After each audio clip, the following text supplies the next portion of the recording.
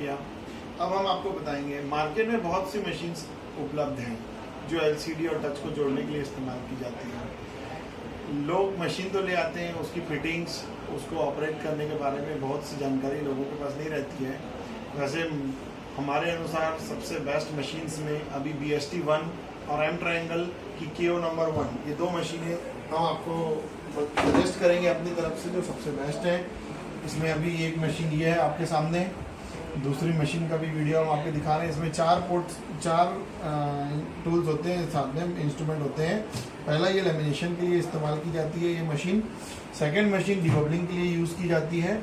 और इन मशीन्स को ऑपरेट करने के लिए हमें ज़रूरत पड़ती है एक कंप्रेशर पंप की, जो 15-20 लीटर 30 लीटर तक की कैपेसिटी का हो सकता है, और एक ज़रूरत पड़ती है वैक्यूम पंप की। ये 4 मशीन का इस्तेमाल होता है किसी भी LCD और टच को आपस में जोड़ने के लिए। और इसके बाद मैं आपको एक दूसरी मशीन भी दिखाऊंगा अपनी BST-1, वो ऑल इन वन, ये चारों मशीनों को जोड़कर उसे एक मशीन के अंदर में बनाया गया है। वो भी मशीन बहुत अच्छी है, उसके बारे में मैं बिल्कुल रेडी। ये दूसरी मशीन जो हम आपको दिखा रहे हैं ये BST-1 है। जो मशीन हमने आपको अलग अलग दिखाई दी उसमें भी उसी का इस्तेमाल, इसमें सबको कंबाइन करके 5-in-1 मशीन बनाई गई है। ये मशीन BST-1 है। इसका एक डोर होता है, इसको खोल के इसका इस्तेमाल किया जाता है लेमिनेशन के लिए। और उसी प्रकार उसका डिबबलिंग के लिए जो सेक्शन बनाया गया वो ये सेक्शन बनाया गया डिबबलिंग के लिए। दोनों मशीन के बारे में हमें आपको डिटेल्स में बताते हैं कि इस प्रकार इस्तेमाल किया जाता है। रेडी फ्रेंड्स, तो मैं अब आपको सबसे पहले बताता हूँ M ट्रायंगल मशीन को किस तरीके से असेंबल किया जाता है। ये मशीन 4 पार्ट में आपके पास उपलब्ध रहती है। इसमें वैक्यूम पंप, कंप्रेशर, लेमिनेशन और डिबबलर, ये 4 पार्ट आपके सामने मौजूद हैं। इनकी फिटिंग्स के बारे में मैं आपको बताऊंगा। इनको जोड़ने के लिए हम लोगों को आवश्यकता पड़ती है एयर पाइप्स की। ये एयर पाइप जो है 0.8 mm और 12 mm के पाइप्स हैं। इन पाइप्स का इस्तेमाल किया जाता है। मैं आपको इसके बारे में पूरी डिटेल से बताता हूँ किस तरीके से इन मशीन्स को आपस में कनेक्ट किया जाता है। रेडी दोस्तों, किसी भी LCD और टच या ग्लास को आपस में जोड़ने के लिए हमें OCA की ज़रूरत पड़ती है। ये OCA एक लिक्विड क्रिस्टल ग्लू की एक शीट होती है जिसके द्वारा LCD और टच को आपस में जोड़ दिया जाता है। इसकी ट्रांसपेरेंसी रेशियो 100% है। और इसके लिए खास बात बता दूं आपको, इन LCD OCA को ग्लास से या टच से चिपकाने के लिए आपस में जोड़कर 45 डिग्री का इक्वल टेम्परेचर और वैक्यूम द्वारा आपस में कंबाइन किया जाता है। इसमें जो इस्तेमाल करने वाली मशीन है उस मशीन के असेंबलिंग के बारे में मैं आपको बता दूं। सबसे पहले हमें दोनों मशीनों को कंप्रेशर के थ्रू जोड़ा जाना जरूरी होता है। इसके लिए हमारे पास में कंप्रेशर में एक पोर्ट होती है। इस कंप्रेशर की पोर्ट को सबसे पहले पाइप द्वारा एक टी लगाकर, देखिए ये हमने आपके सामने टी लगाई हुई है, ये एक टी होता है। इस टी से 2 अलग अलग पाइप जुड़ जाते हैं और ये एक पी, इसको बहुत आसानी से इसमें लगाया जा सकता है। इसको यहाँ पे पुश करके इस तरीके से हम दबा के, उसके बाद फिर लगने के बाद ये निकलती नहीं है। इसको यदि निकालना हो इमरजेंसी किसी केस में तो इसको दबाया जाएगा, इसको प्रेस करने के बाद बाहर निकाला जाता है। तो ये देखिए आप किस तरीके से इसको लगाने के बाद ये प्रेस करते ही ये टाइट हो जाएगी। उसके बाद अब आपके सामने ये टी में जुड़ गई। अब आपके सामने इसके 2 पोर्ट बाहर आ गए। इसमें से एक पोर्ट ये आपकी डिबबलिंग मशीन है। सामने इधर से अब देखिए डिबबलिंग मशीन, डिबबलिंग मशीन के पीछे ये जो पोर्ट है जहाँ पे प्रेशर डला रहता है, प्रेशर का गेज लगा हुआ है यहाँ पे, प्रेशर गेज के पास में इसे आप पुश करके डाल देंगे, ये आपका अंदर डला चला गया। अब साइमल्टेनियसली ये आपके पास में लेमिनेशन मशीन है। ये लेमिनेशन मशीन है। ये लेमिनेशन मशीन है। इस लेमिनेशन मशीन में भी हम इस पोर्ट पर इसको पुश कर देंगे। ये दोनों को पुश करने के बाद अब हमारा सबसे पहला कंप्रेशर, एयर कंप्रेशर से जुड़ी हुई दोनों मशीनें, यानी कि लेमिनेशन और डिबबलिंग, ये दोनों कनेक्ट हो चुकी है आपस में। हमेशा एक बात का ख्याल रखना चाहिए कि कंप्रेशर को हमेशा नीचे करके आपको रखना है टेबल के, कंप्रेशर को ऊपर कभी भी रखने की आवश्यकता नहीं है। इसके बाद अब हम आपको बताएंगे वैक्यूम मशीन को किस तरीके से जोड़ा जाना है। फ्रेंड्स, तो इस तरीके से ये हमने लगाया। अब हम आपको इसके बारे में बता दें कि ये मशीनों का इस्तेमाल क्या किया जाता है और क्यों किया जाता है। ये आपके सामने लेमिनेशन मशीन है। ये लेमिनेशन मशीन जो है, इसके अंदर में चेम्बर बना हुआ है। ये चेम्बर जो है, ये एलसीडी को और टच को रखने के बाद प्रेस किए जाने से इसकी एलसीडी और टच आपस में जुड़ती है। इसमें टेम्परेचर 45 से 50 डिग्री टेम्परेचर होता है और इक्वल टेम्परेचर एलसीडी के ऊपर चारों तरफ से बराबर टेम्परेचर देके प्रेस किया जाता है। इसके प्रेशर से एलसीडी और टच आपस में बॉन्ड हो जाती है। ये जब बॉन्ड हो जाती है उसके बाद 10 मिनट, 5 मिनट का वैक्यूम, 4 मिनट का वैक्यूम करने के बाद जब इस एलसीडी को हम बाहर निकालते हैं तो उसमें कुछ बबल्स रह जाते हैं। उन बबल्स को दूर करने के लिए हम लोगों को ज़रूरत पड़ती है ये डिबबलर की। डिबबलर में आप एलसीडी को डालने के बाद 10 मिनट, 8 मिनट, 12 मिनट, जो भी बबल का साइज़ है उसके अनुसार डालने के बाद उसको आप चेम्बर में डाल के कंप्रेशर द्वारा एयर पुश कर देंगे इसमें स्टार्ट बटन दबाकर। तो 10 मिनट या 12 मिनट जो भी टाइमिंग है उस टाइमिंग के साथ में, जिसको अगले वीडियो में हम बताएंगे कि इसकी टाइमिंग और टेम्परेचर किस प्रकार सेट किया जाता है, उससे बबल को हटा दिया जाएगा। अब हम आपको बताते हैं वैक्यूम को किस तरीके से वैक्यूम पंप को मशीन में अटैच किया जाए। फ्रेंड्स, ये वैक्यूम पंप है। इस वैक्यूम पंप में जब भी आप मशीन लेकर आते हैं तो वैक्यूम पंप में यहाँ पे ऑयल की जो मात्रा रहती है वो 0 रहती है। चूँकि ट्रांसपोर्टेशन के समय मशीन के हिलने डुलने से हो सकता है ऑयल मशीन के किसी पार्ट से बाहर आए। इसकी परेशानी को देखते हुए इसके साथ में अलग से एक 250 ml 300 ml की जो मशीन की कैपेसिटी है उतना ऑयल का बॉटल आपको साथ में मिलती है। उसको लाने के बाद सबसे पहले आपको इस मशीन के ऊपर वाले पोर्ट को, ऑयल वाले पोर्ट को खोलकर इसमें आपको ऑयल डालना पड़ता है। जो मैक्सिमम लेवल, ये आपको दिख रहा होगा यहाँ पर, इस लेवल तक के मैक्सिमम लेवल तक ऑयल भरने के बाद उसके आप दोबारा इसे टाइट कर दीजिए।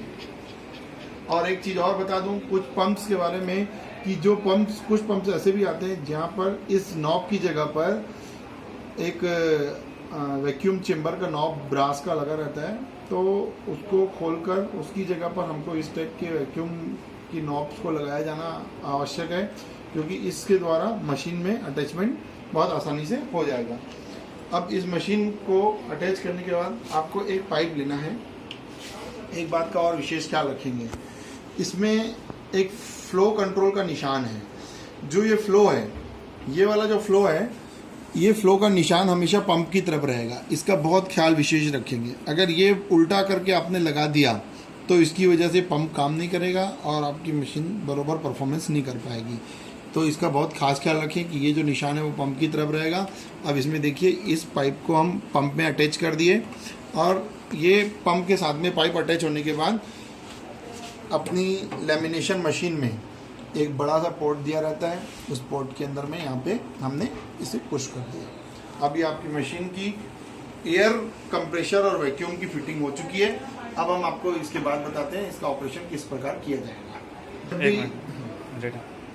फ्रेंड्स, जब भी आप मशीन को लगाएंगे तो मशीन के लिए आपके पास में एक्सटेंशन बोर्ड होना चाहिए। कम से कम 3-4 पोर्ट होने चाहिए। एक बात का हमको विशेष ख्याल रखना है कि जो ये वैक्यूम मशीन होती है, वैक्यूम मशीन को हम डायरेक्ट कभी भी इलेक्ट्रिसिटी में नहीं डालते। वैक्यूम मशीन का जो प्लग है वो आपको हमेशा लेमिनेशन मशीन के साथ में पोर्ट में अटैच करना है। ये लेमिनेशन मशीन में वैक्यूम मशीन, ये वैक्यूम मशीन है, इस वैक्यूम मशीन के पोर्ट को लेमिनेशन मशीन में अटैच करना है। और उसके बाद आपके पास में 3 पोर्ट बनते हैं।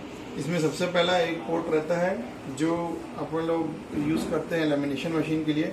तो लेमिनेशन मशीन को अटैच करने के लिए लेमिनेशन मशीन के पोर्ट में ये केबल डालेंगे हम। ये जो लेमिनेशन मशीन का केबल है वो सीधा डायरेक्ट इलेक्ट्रिसिटी में चला जाएगा। ये सीधा पुट होगा। अब डिबबलिंग मशीन को हम फिट करेंगे। डिबबलिंग मशीन का भी पोर्ट सेम उसी तरीके से इसमें लगाएंगे और वो भी डायरेक्ट इलेक्ट्रिसिटी में चला जाएगा। अब आपके सामने मैंने फिटिंग किया। लेमिनेशन मशीन और डिबबलिंग मशीन का जो पोर्ट है वो डायरेक्ट चला जाता है इलेक्ट्रिसिटी में, और वैक्यूम पंप का जो पोर्ट है वो सीधा चला जाता है लेमिनेशन मशीन में। अब मशीन के सामने हम आपको अपनी सेटिंग्स के बारे में बताएंगे। बटन है यहाँ पे, रेड ये ऑन ऑफ बटन को चालू करते ही मशीन जो है वो आपके सामने डिस्प्ले चालू हो जाएगा। इस तरीके का वीडियो आपके सामने आ गया। और सेकंड डिबबलिंग मशीन का भी वीडियो बटन चालू करते ही ये सामने डिस्प्ले आपके सामने शुरू हो जाएगा। अब सबसे पहले मैं आपको बताता हूँ किस तरीके से OCA को ग्लास के साथ में कंबाइन करना है, अटैच करना है। Friends, ready. अब मैं आपको बताता हूँ किस तरीके से LCD और ग्लास, ये LCD का ग्लास है, जिस फ़ोन का हमने LCD निकाला था, ग्लास को सेपरेट किया था, वो LCD आपके सामने उपलब्ध है। और इस LCD पर सबसे पहले हम OCA लगाएंगे, OCA लगाने के बाद हम इसको ग्लास लगाएंगे। ये किस तरीके का प्रोसेस है देखिए, बहुत आसान है। और मुश्किल से 2-4 LCDs पे काम करने के बाद आप इसमें पूरी तरीके से एडवांस हो सकते हैं और इसमें बहुत अच्छी मार्जिन कर सकते हैं। हमारी शॉप का नाम JMD technologies, JMD Impex, जैनित, Ravi भवन। मैं जय नानवानी, मोबाइल नंबर 9893406538। आप किसी भी तरह का इसमें विशेष स्किल की आवश्यकता नहीं है, बहुत आसानी से, थोड़े से परिश्रम से इसमें आप अपना बहुत अच्छा काम कर सकते हैं। देखिए ये LCD को बहुत हल्के हाथों से साफ़ किए। हमारी एक शॉप नागपुर में मोबाइल स्पेयर्स के नाम से भी है, सागर जसवानी, वहाँ पे हमारे भाई जो इस काम को देखते हैं। देखिए OCA में रेडी।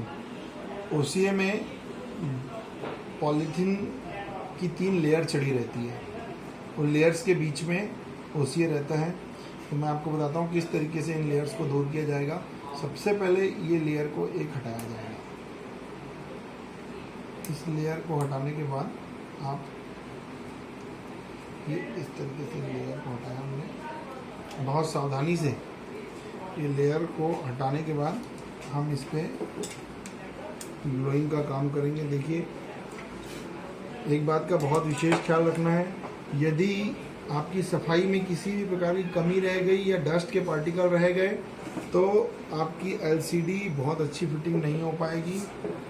ये हमने लास्ट से बहुत सुंदरता से साफ कर दिया और ये आपके सामने इसे फिट करना है।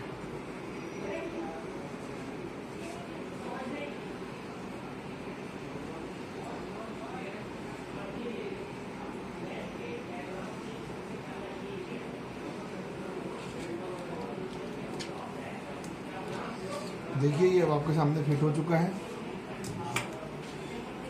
इस बात का बहुत विशेष ख्याल रखना है कि बॉर्डर्स से निकले नहीं, ये बॉर्डर्स कॉर्नर्स पूरा बरोबर अच्छे तरीके से फिट हो जाने चाहिए। इसके बाद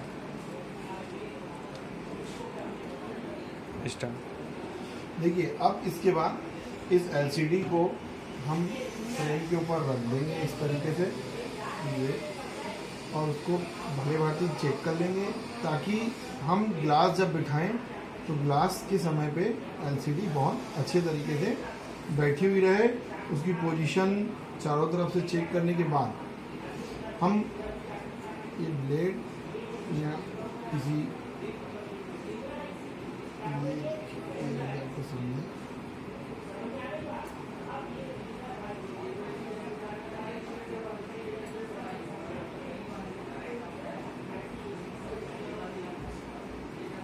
ये कर लिया है, इसे हमने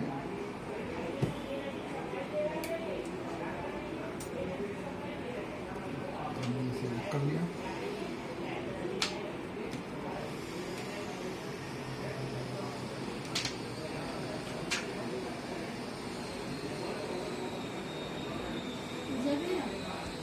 ये ग्लास जो है, इसे ग्लास के ऊपर की पॉलीथीन को हम हटा के बहुत सावधानी पूर्वक इसे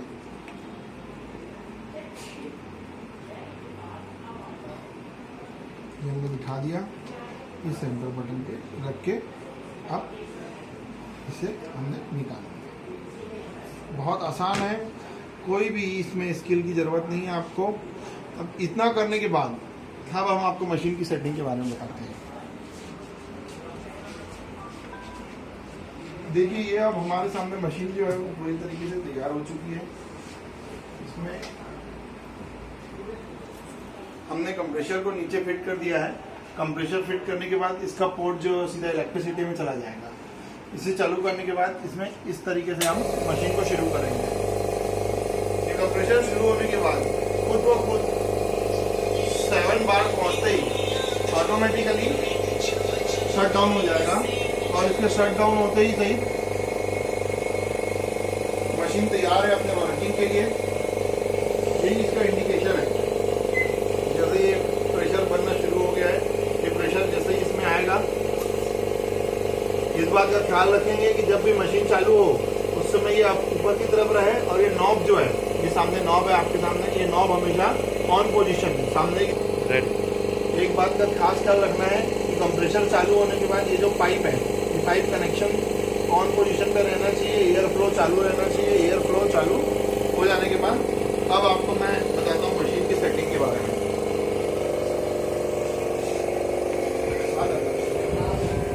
ये जो एयर प्रेशर है, टैंक जो है, जैसे ही ये रेड सिग्नल पे पहुंचेगी खुद ब खुद ऑटोमेटिक शट डाउन हो जाएगी।